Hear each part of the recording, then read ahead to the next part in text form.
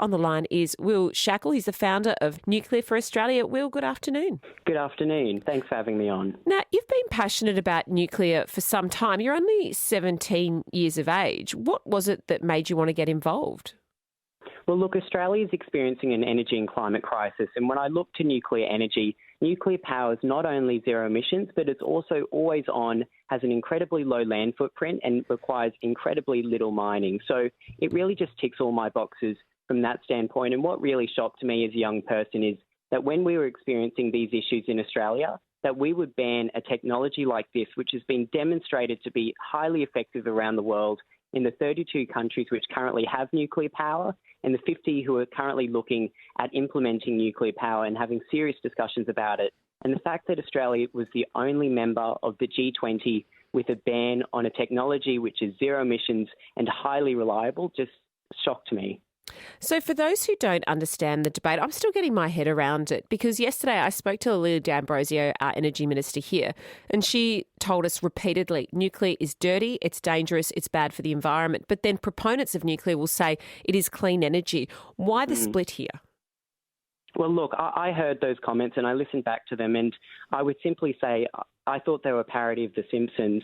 The fact that the Victorian Energy Minister said that nuclear waste poisons community, people and the environment is simply not true, and it undermines trust in nuclear science. In terms of nuclear and its benefits for the environment, first of all, it's a zero emissions power source.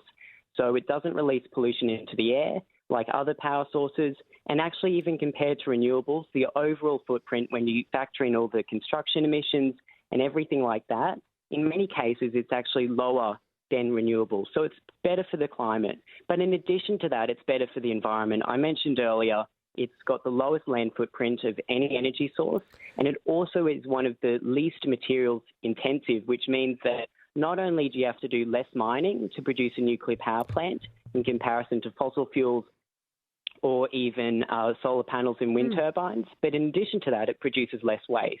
And that comes back to the waste. Nuclear waste is simply not an issue. In Australia, we have a research reactor at Lucas Heights.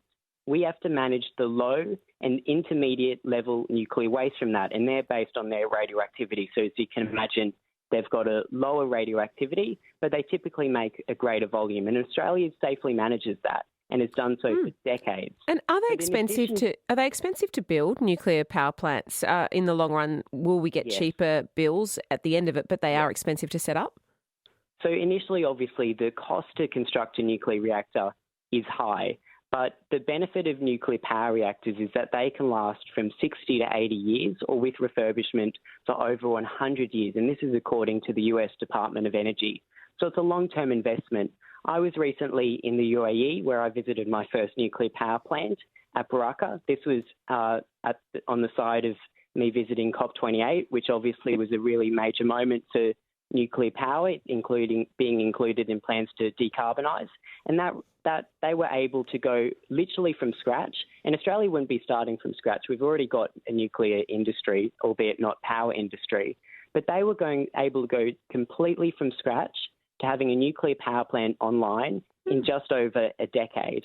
And their reactors, their 4 reactors, which will contribute to a quarter of their power generation in the UAE, are going to last, like I said, from 60 to 80 years or perhaps even longer. So where would you place them, Will, if we were to get them in Australia? Where would you put them? Well, I think the first benefit of nuclear power is you don't actually have to have many locations as compared to the renewables, which obviously are going to require a lot of land. So there's not many locations that you would need, but many experts and indeed the US Department of Energy again suggest that they should be put on the locations of coal-fired power stations, because then you can use the transmission infrastructure. And also the fact is that a nuclear power plant operates very much like a coal-fired power station. It's a type of thermal power. And the main difference is just how you heat that water. And instead of, burning coal, which obviously produces emissions, you're doing a fission reaction, which is zero emissions. So that's how I see it. Will, you're only 17. What's next? What do you want to do? Gosh, you're a well-informed person. Oh, no, that's very generous. I'm currently obviously got that petition running to lift the ban on nuclear power, and that's got over 30,000 signatures.